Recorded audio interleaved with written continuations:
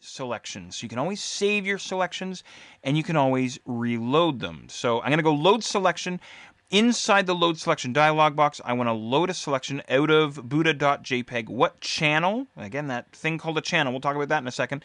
Buddha selection. That's what we called it just a second ago, right? I'm going to go ahead and click on OK. And alas, my marching ants return to my Buddha image. Fantastic. So you can always save your selections. Now, at this point, I would suggest saving your image as a .psd, that Photoshop document, because your native Photoshop file format is going to save your selections along with the rest of the file, right?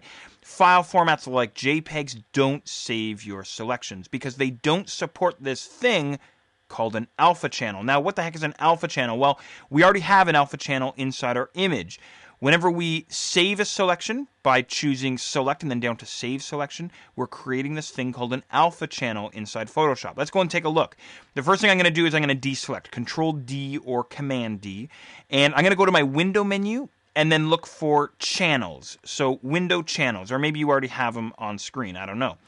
Now, we haven't really talked about channels yet inside Photoshop, have we?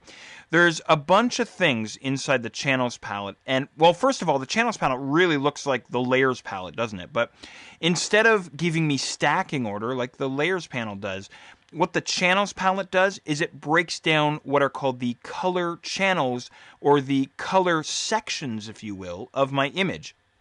So right now, I have what's called an RGB image, red, green, and blue. We'll talk more about RGB and CMYK and so on in an upcoming chapter, but check this out.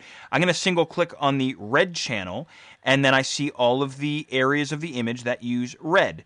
And then I could click on green, and then I could click on blue as well. Or what I could do is I could go all the way back up to the first channel, which is called the composite channel, click on that guy, and now I see my full color Buddha. Now, no doubt you've already eyeballed the Buddha selection channel way down at the bottom. Go ahead and click on him.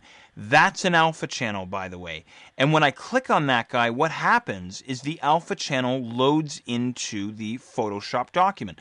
So now what we have is an image that's made up of solid black and solid white, and possibly shades of gray too, by the way. And we've seen this already back when we were talking about the color range command. And I said that the mantra for this chapter is white reveals, black conceals. So what I see right now, any area that's filled with black is not selected. Any area that's filled with white is selected. Okay? Now, what's really cool about this thing called an alpha channel is I can actually edit it. I can actually work with it. So check this out. I'm going to zoom in just a little bit. And I mentioned that the edges of my Buddha were nice and tight and crisp, but I said don't worry about the interior because I'm going to show you a very cool trick for fixing the interior, right?